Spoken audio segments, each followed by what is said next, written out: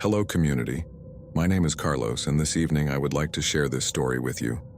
During my university days, I rented a very comfortable little house in a private neighborhood in the state of Mexico for about a year and a half.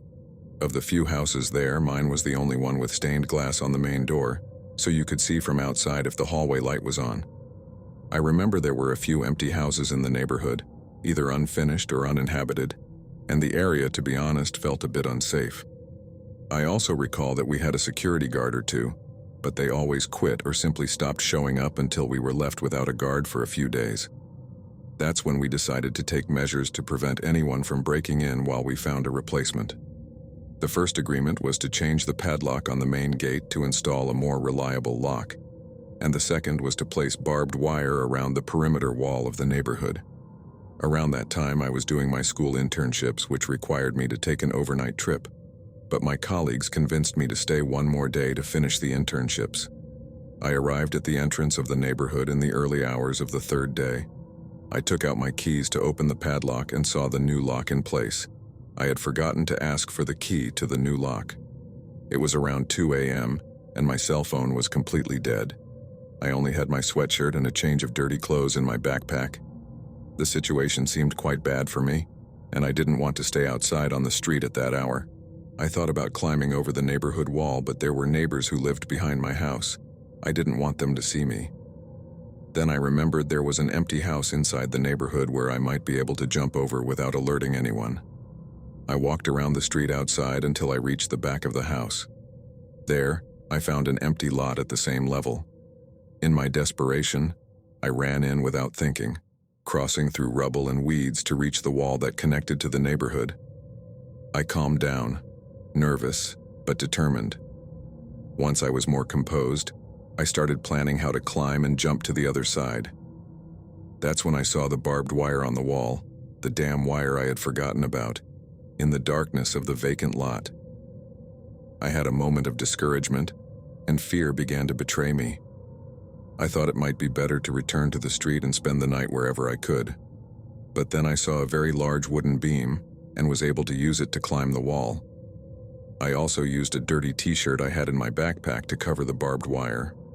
Although I scratched my arm a bit, I finally landed on the other side, unable to avoid letting out a groan that I had to silence immediately because I saw a light inside the house from the backyard.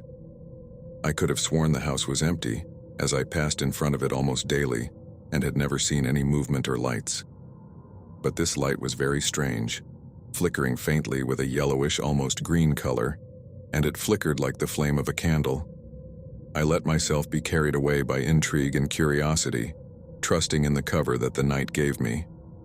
But I heard behind me a trembling voice that asked, "Did you hurt yourself?"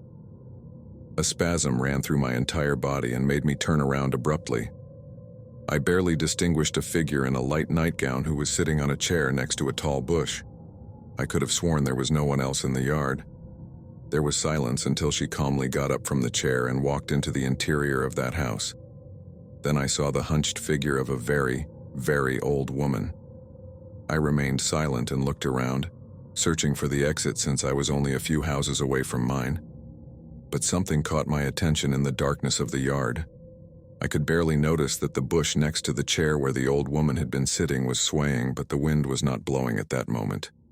Everything else was motionless and silent. Until the old woman came out again and approached me saying, "I don't want to be alone with him anymore." This last phrase confirmed a bad feeling. I headed toward the end of the corridor that led to the main street of the neighborhood and saw that the gate was closed. She asked, "You came to keep me company, didn't you?" and smiled, showing dark gums, then let out a small, hoarse laugh like that of a little girl. At that moment, I ran decisively toward the end of the corridor, jumped over the gate, and continued along the median street where I finally stopped. I didn't know what to think. My heart was beating strongly.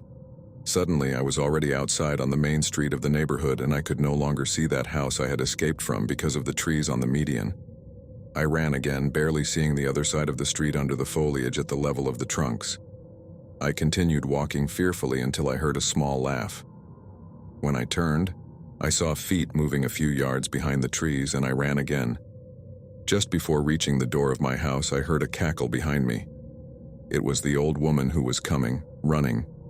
I saw her face almost deformed by laughter and 2 or 3 gray locks shaking in the air. I saw that her legs took short steps but moved horrifyingly fast under that nightgown. I could barely open the door with the key to enter backward and close it again, but she broke one of the stained glass panes of the door and stuck her arm in, searching for me violently until she gave up and left. My jaw was trembling from the horror and shock of what was happening, as I kept hearing her laughter outside the house. I saw the pieces of glass on the floor but found no trace of blood. I approached the window with fear and saw how the lights of other houses were turning on. The neighbors came out to see what was happening, and then I was able to calm down. I sat on the couch in the living room and closed my eyes until I fell asleep. In the morning, I was awakened by a neighbor and another neighbor knocking on the door because they wanted to know if I was okay and to talk a bit about what had happened. I confessed that I had to climb over the neighborhood wall, which displeased them quite a bit, and reluctantly they told me about Doña Elvia, who had been left alone because her daughter and husband died of a very strange disease. They didn't tell me more. Everyone had been very prudent not to talk about her during the 1.5 years I lived in that small neighborhood. I suppose they had been helping Doña Elvia because they understood her situation. But why did they do it in secret? I also asked them if they were sure she was alone that night, but I didn't want to give more details about it either. They only advised me to have the same prudence as they did for the good of the neighborhood. They themselves, at their discretion, took care of Doña Elvia, giving her the necessary attention.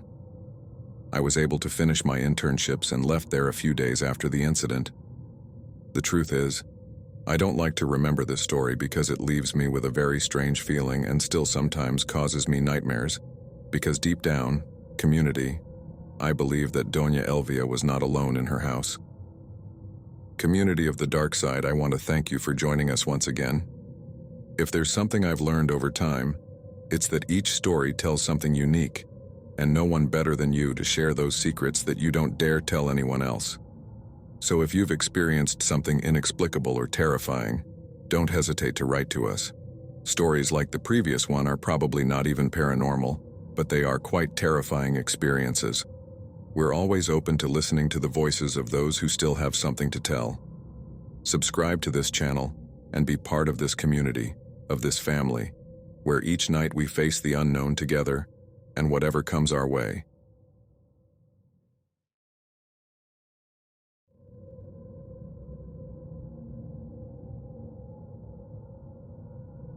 Good evening, community. After listening to many stories, anecdotes, and tales, and following what happened to me on October 31st, 2024, I've finally taken the time to write about an experience I lived years ago.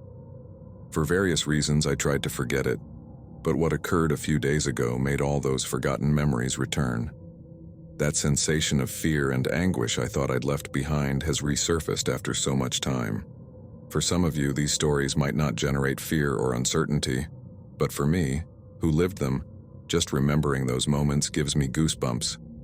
I prefer to omit my name since it's not very common, and it could be easy to locate me. Besides, I believe it's not relevant to this story. In my family, we were always taught to respect the good. But just as the positive exists, we also know there's a dark side that, to a certain extent, maintains a balance in things. My story centers on a moment in my life when I was 17 years old. Now I'm 29, and despite 12 years having passed, I continue dealing with the aftermath of that experience. As I mentioned, good and evil exist. I understood this in my adolescence when I fell madly in love with a girl named Diana. Some might say there's nothing strange about that. We've all been head over heels for someone who isn't good for us at some point in our lives, especially in our youth. Before continuing, allow me to talk a bit about her and her family. She was a cheerful and friendly girl with fair skin, curly hair, a sweet voice, and large, expressive eyes. She was slender, but already had the body of a woman. Her mom and grandmother came from a country where not everyone has good opportunities. Unfortunately, many people have to emigrate to seek a better life. In their home, only the 3 of them lived. On one occasion, when we were starting to get to know each other, Diana asked me to meet her family. Wanting to make a good impression and show that my intentions were sincere, I accepted. I had already introduced Diana to my grandmother, who during the meeting didn't say anything. However, when Diana went home, my grandmother told me she felt something wasn't right with that girl and that I shouldn't accept anything from her or her family. Not food, not water, not bracelets, not necklaces, nothing. It's important to mention that my grandmother comes from Guerrero, from a town where people have knowledge of certain practices, and this includes my grandfather, who was a shaman, although I never knew him. Given my grandmother's experience, I decided to heed her advice. The day I visited the apartment where Diana lived, I was surprised at how normal the place was. What caught my attention most was that her mother and grandmother seemed much younger than they really were. Diana told me it was thanks to some creams and a homemade tea that her grandmother prepared, and that if I wanted, she could offer me some. But remembering my grandmother's warning, I declined, saying I was allergic to guava and other things and could get sick if I ate something unusual. She accepted, and the meeting with her family went wonderfully. At the end, I took the opportunity to ask her mother for permission to date her daughter as boyfriend and girlfriend. She accepted, but with certain recommendations. Although I don't remember all of them, what stuck with me was the following. Don't have relations if you're not sure, and don't hurt my daughter, because remember that everything, sooner or later, comes back. That last warning seemed more like a threat at the time. However, in that moment, all excited about the relationship, I committed to doing everything possible to make Diana happy and ensure she lacked nothing. Days, weeks, and even months passed where everything was love. We celebrated our monthly anniversaries, and Diana always had little surprises for me. I remember that in the first 3 months, I accepted the things she gave me but never used them, following my grandmother's warning. On one of those occasions, we attended a party where Diana gave me a necklace with half of a heart. Pretty corny, I know, and she insisted that I wear it. I accepted and let her put it on me. From that moment, I began to feel my love for her grow more each day. She made me treats like cookies, chocolates, and cakes. I didn't think anything would happen by eating and drinking those things, and my love for her intensified. I couldn't stop thinking about her, dreaming about her, wanting to be by her side. She was my world. My love for Diana was so deep that I barely ate anything not prepared by her. And so a year passed in the blink of an eye, and the end-of-year holidays arrived. Times when we gather as a family to give thanks for another year. In my family, it's a tradition to get together to celebrate. It was then that my grandmother finally met Diana's mom and grandmother. I clearly remember the expression of both when they shook hands. It was an extreme seriousness, difficult to describe. Once introduced, Diana's mom called her and they went to the kitchen to talk. It seemed that what they were discussing was very serious. The only thing I heard from Diana was, "I didn't know, Mom. I didn't know." She repeated it over and over. Meanwhile, dinner was served, and we all moved to the patio where my family began to get to know Diana and her mother. That night, everything went very calmly. The party came to an end, and most people began to go home. We were about to do the same, but my grandmother asked to talk to me alone. She asked how I was feeling, if I was eating well, how school and work were going, those things. To all the questions, I responded that I felt good, that everything was going wonderfully. Then she gave me a medal and asked me to pray Psalm 91 every night to ease her worries. I promised I would, even though I'd never read or heard it in my life. A year and a few months passed. It was then that Diana and I began to be intimate. On one occasion, after having relations, Diana proposed that we make a pact. We will always return to each other, no matter where we are or how much time passes. I accepted, but told her it wasn't necessary to make a pact. It was something I could swear. But for her, it wasn't enough. So I decided to fulfill her wish. She took out some things, a black cloth, and asked me to give her certain elements, a bit of hair, a whole fingernail, which she pulled out with tweezers, and some blood. Since I was studying to be a lab technician, I drew some blood without any problem. She did the same. Everything we collected, she poured into 2 empty glasses. Inside, I was laughing, trying not to disturb the serious atmosphere. Then she took out a thermos with something she'd already prepared, I never knew what it was, and poured it into the glasses, mixing the nails, hair, and blood. With a very serious voice, she told me that now we had to drink from those glasses. I looked at her intently with the same face you're probably making now, and asked if she was serious. She confirmed she was, and thinking it was a joke, I approached the glass ready to drink it. But she encouraged me to do it. To clarify, I drank the glass that contained her nail, her blood, and her hair. After that, I don't know if I was drugged or what, but my senses seemed to be heightened to 200%. That night, we fell asleep, and the next day we returned to our homes. From then on, we began to experience strange things. Although I was still deeply in love and obsessed, I continued eating and drinking everything she offered me. Months later, we attended a party at my paternal grandparents' house. At that event, Diana received a call, and upon answering her phone, I discovered she was cheating on me with someone from where she lived. We had a terrible argument. I remember that we took her to her house, and when she was about to enter, she told me, "Remember that you and I will always be together, no matter what happens." At that moment, her eyes were a light brown. I don't know how to explain it, but from that instant, my physical and mental health began to deteriorate. Each day I felt more tired and stressed. I started to decline in school and at work. It was 2 very difficult weeks until Diana's mom called me and said she wanted to talk to find out what had happened, to see if there was any solution. The meeting was at her house where they offered me a tea, which I accepted while we talked. Despite my anger, I decided there was no possible solution. A phrase from Diana's mom left me very uneasy at that moment. "You promised something, and you have to fulfill it." However, my anger prevented me from taking her words seriously, so I simply left. From there, community, things became even stranger. Some days passed in which I drank uncontrollably, and that situation began to worry me more and more. One day I was in my living room, listening to a song by Arctic Monkeys that I really like. I had the lights off, and the house was only illuminated by the stereo lights that simulated a small disco. I remember looking at the floor, crying, when for some reason I felt a gaze. I quickly lifted my head and began to search in the darkness, thinking perhaps a family member had arrived. What I saw, community, was a tall silhouette, over 2 meters, in the kitchen, looking at me. I rubbed my eyes to clear my vision, and when I looked again, there was nothing. I thought it was my imagination, or the effect of alcohol, so I simply repeated the song. When I turned toward the stairs leading to the 2nd floor, I realized something was indeed with me. I want to remind you that I was sitting in the living room, and the stairs were directly in front of me. What I saw has no logical explanation. It was a disturbing male figure, completely devoid of hair, that seemed to absorb the light around him.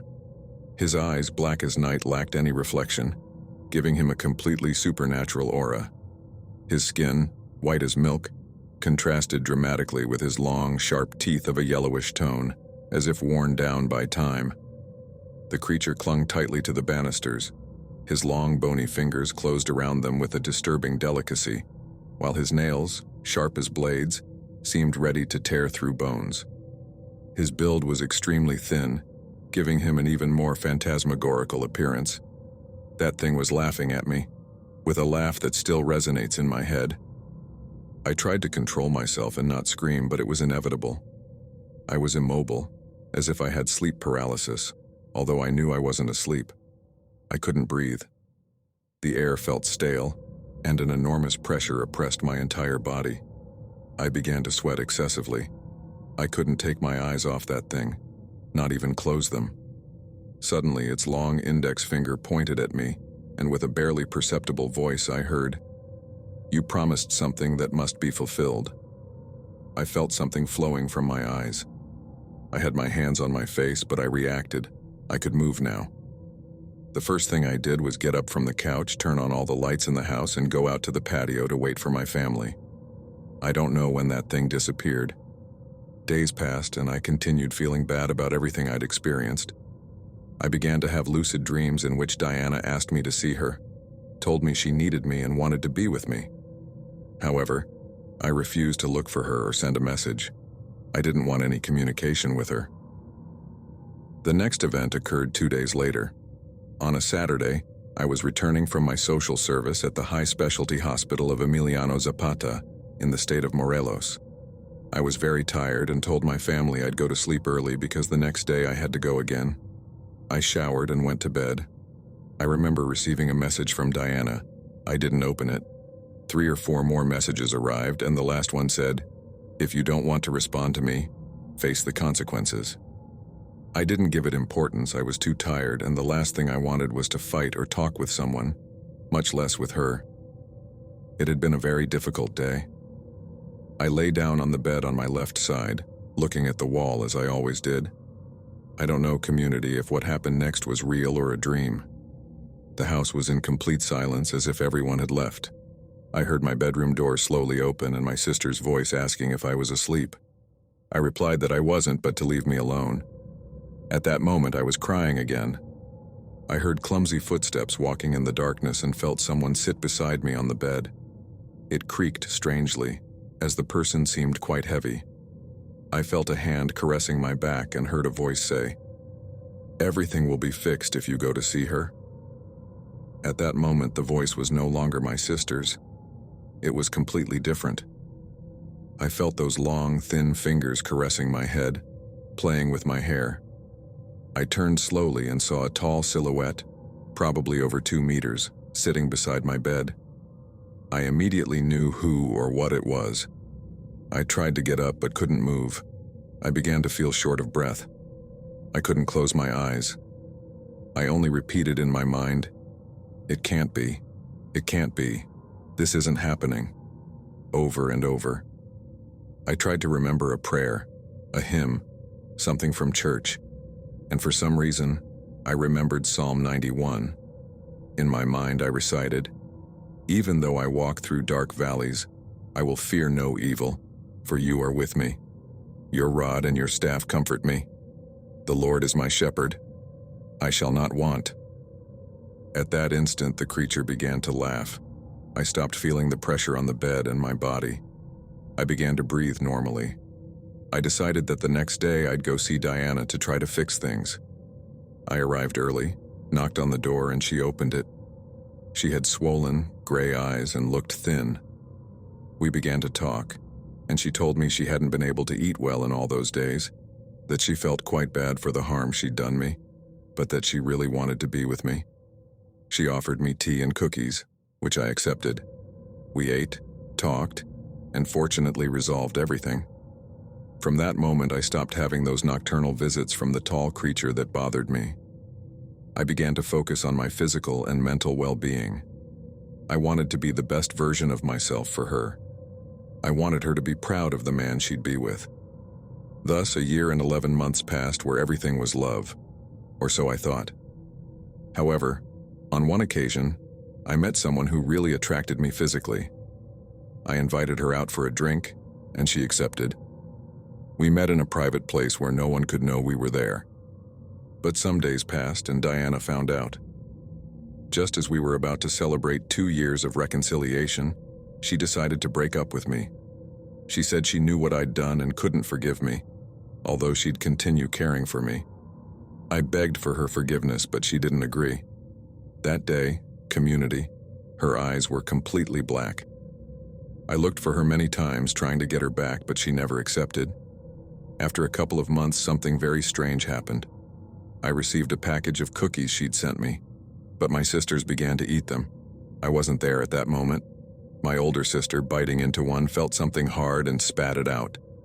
What she saw was terrifying. The cookie had nails and hair. My sisters broke other cookies and confirmed they all had the same. They asked me to stop eating anything she gave me. Days passed, and I couldn't stop thinking about her hair, her smell, her eyes, her breathing, everything. I'd leave the house in the early hours to see her, standing outside her window. I did this for several days until my parents intervened, especially my dad. He told me he'd gone through something similar without details and took me to one of his friends. This man told me they'd done a very strong work on me and that, given the time that had passed, it would be complicated but not impossible to resolve. He gave me a bitter tea that made me vomit a black substance. I thought it was digested blood, known in medicine as coffee grounds. He gave clear instructions to my father about what I had to do, what I had to take. I remember it was a difficult time. I lost a lot of weight because I didn't want to eat anything not made by Diana. I ended up in the hospital for dehydration on 2 occasions. One day I decided to do everything possible to get better. I prayed every day, took the tea, and ate the plants recommended by my dad's friend. The last strange thing happened 7 months after all this. I still remembered Diana and missed her. I heard rumors she'd come to look for me, but my family stopped her, even telling her I'd gone far away so she'd leave me alone. The final oddity occurred when I was dating someone named Elizabeth, who is now my wife. That night, we were going to my parents' house for dinner. To get there, we had to cross a bridge next to a ravine, known by children as the Bridge of the Toads. And indeed, there are many frogs and toads there. While we were walking, I felt a gaze. The atmosphere became tense. Elizabeth looked at me and said I was pale. She asked what was wrong. I remained immobile, and when I lifted my head, I saw something terrifying. Near a post beside the ravine was a very large black bird. But what terrified me most was that instead of legs, it had hands. They were clearly hands. I was completely stunned, and the only thing I did at that moment was tell Elizabeth, "Run." We ran as fast as we could until we reached my parents' house. From then on, we didn't want to talk about it. I know many of you won't believe me, but I'm convinced of what I saw, of what I felt. But as I said at the beginning of this story, I thought all that was behind me. A part of my past I'd learned to let go. However, on October 31st, while heading to work, something changed. On public transportation, amid the crowd, I felt a gaze piercing me, a sensation I hadn't experienced in years. My thoughts stopped when I saw those deeply familiar black eyes. However, I'm not sure it was really her. Uncertainty filled me with doubts and memories I thought forgotten. At that moment, I knew the past doesn't always stay behind. I know I made a pact, and although I'm unsure of its veracity, the possibility that it's real fills me with terror. If it truly is, I currently have no intention of fulfilling it. I've decided to flee. I've decided to get as far away as I can from this situation that consumes me. I'm going to change my name and surname if necessary, as many times as I have to. But I have to escape from what I believe is coming. I'm aware that despite my efforts, that dark shadow will probably find me. Anxiety takes over me like a distant echo that never fades. I can't allow myself to relive the horrors of my past. The idea of facing what I swore to leave behind simply paralyzes me. But I'll do whatever is necessary to keep myself safe, even if it means living in constant anxiety. Fear accompanies me, always present, reminding me there's no safe refuge.